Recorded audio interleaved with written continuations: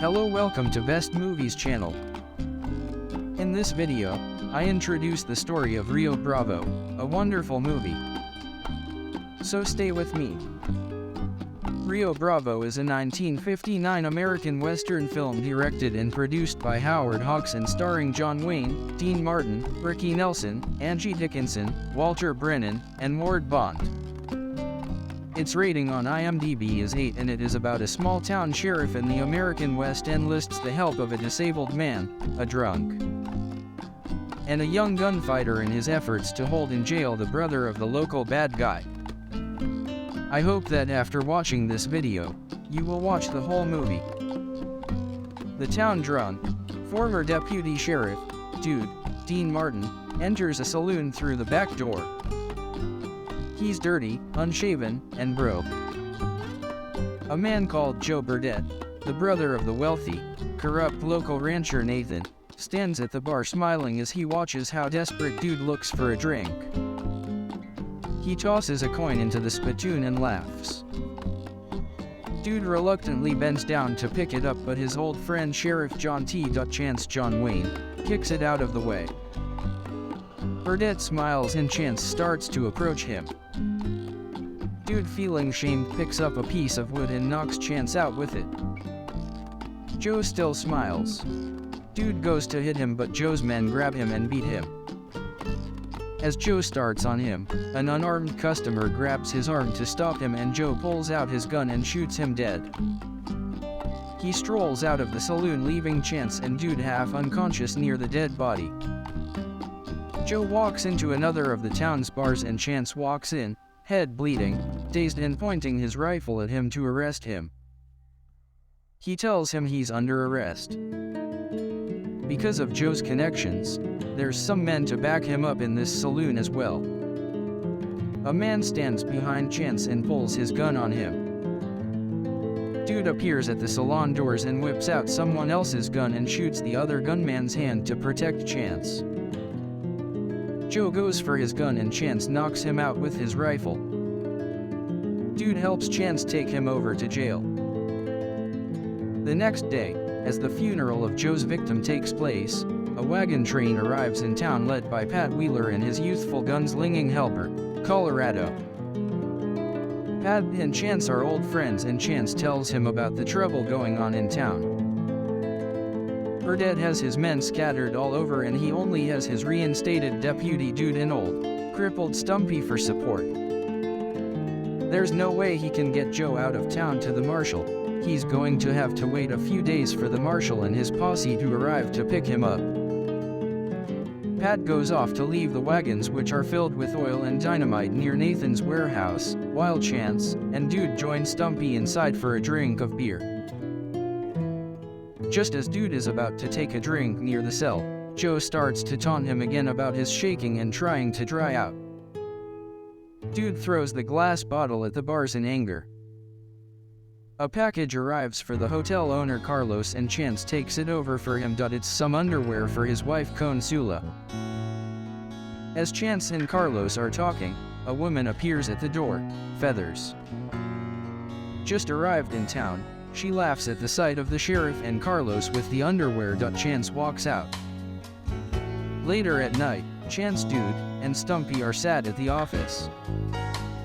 Chance and Stumpy see that Dude is restless and suffering with the drying out process. Realizing he needs a distraction, Chance tells Stumpy that he and Dude are going to patrol the town.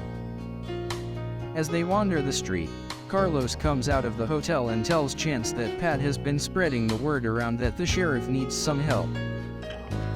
Chance goes inside and interrupts the card game that Pat's having with Colorado, Feathers, and a few others. The two of them have a talk at the bar.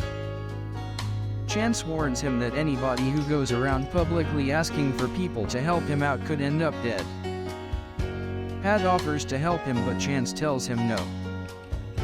He'd be no good if he needs Colorado for protection. So Pat offers him Colorado's help.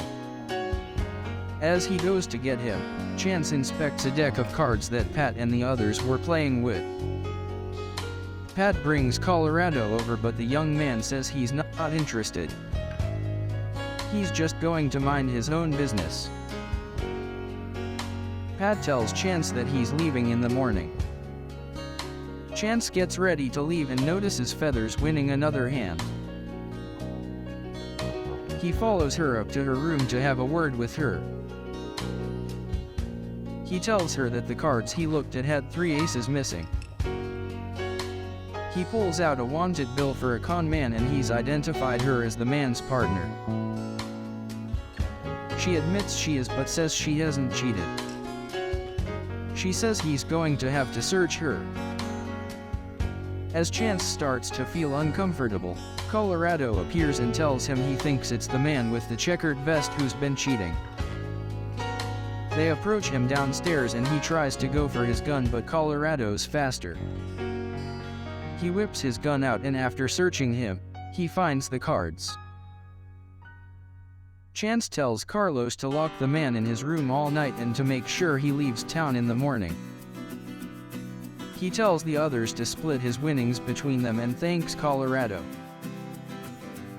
Colorado asks him about Feathers, but Chance is reluctant to apologize to her.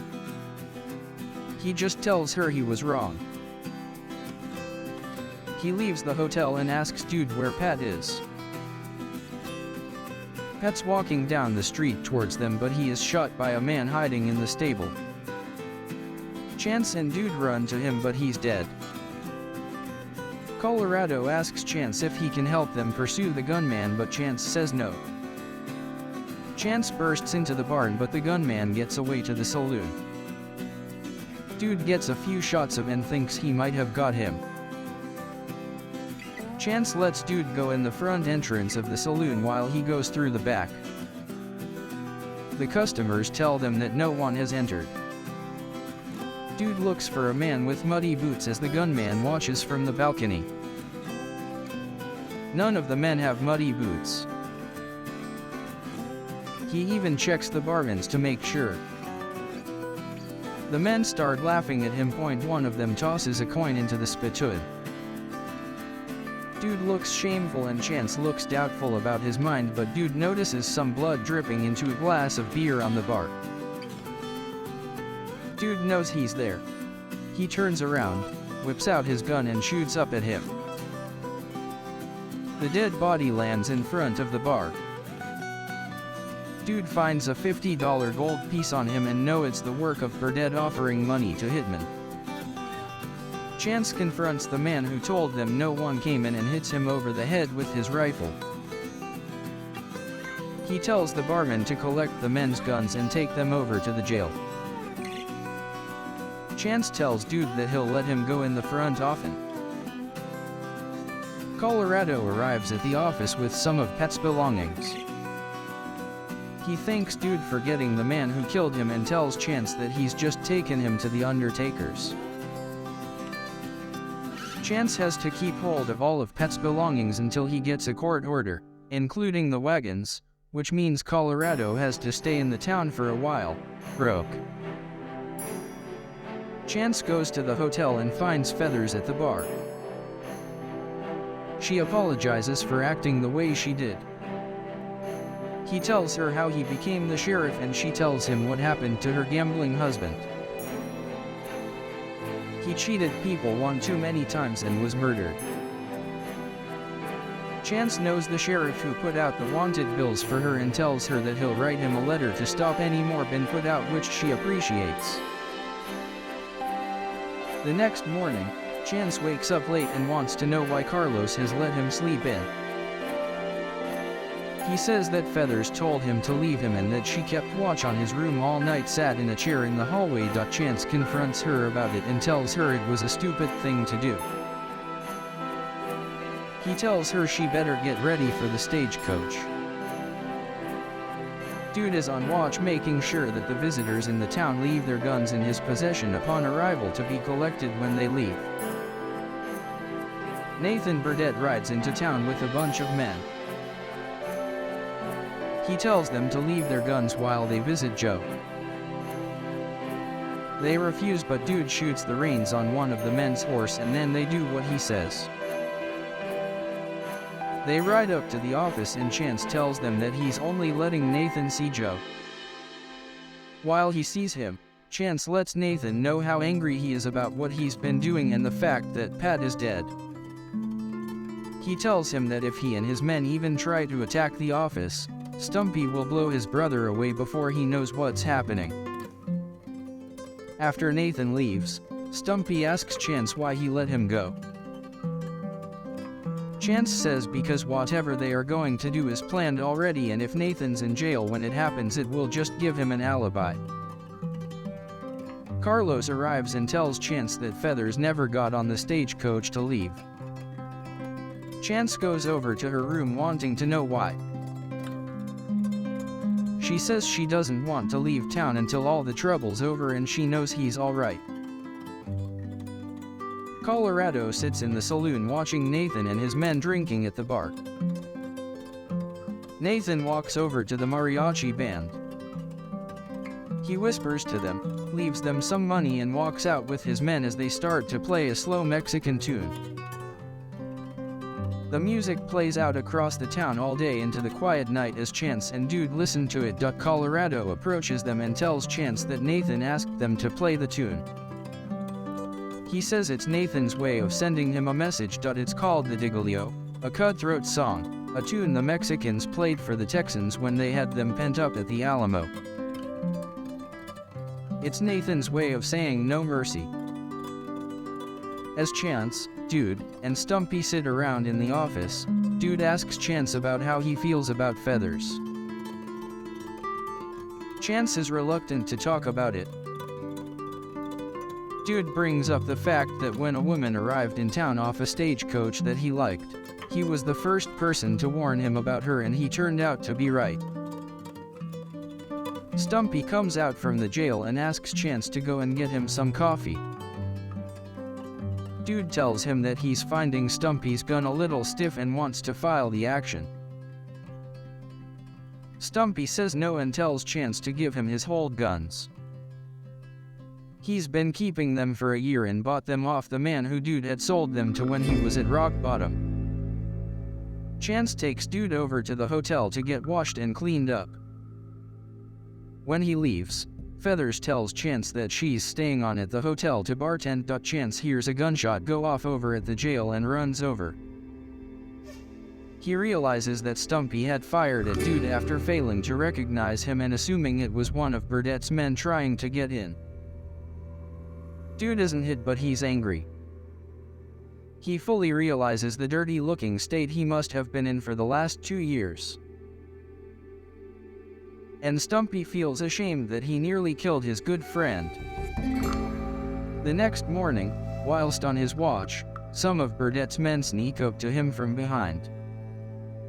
They dunk his head in the horse trough and knock him out. They tie him up in the barn and one of the men, dressed in identical clothes, takes his place in the street so that Chance won't suspect anything. Chance talks to Colorado at the entrance of the hotel and Colorado goes inside for some matches just as Burdett's men approach. Chance is rolling a cigarette and his rifle is out of arm's reach as them men catch him off guard and pull their guns on him. They tell him they want Joe. Colorado sees what's going on from inside and tells Feathers to throw a plant pot through the window after counting to 3. He calmly walks outside. He window smashes. Just long enough to distract the men and Colorado tosses Chance his rifle and they gun them down. The fourth man in the distance tries to ride off but Chance shoots him too and goes to check on Dude. He finds him in the barn and unties him. Feeling ashamed and with the shakes becoming worse, Dude tells Chance he's had enough and that he's quitting. Chance tells him he's had enough too and that if he's going to get drunk, don't expect to ask for his help again. Dude hits Chance. Chance tells him to wait for him at the office and he'll pay him what he owes him. Chance tells the Undertaker to bury the men and it will be paid for by the town. The Undertaker says there's no need. He's found enough money on the men to cover the costs.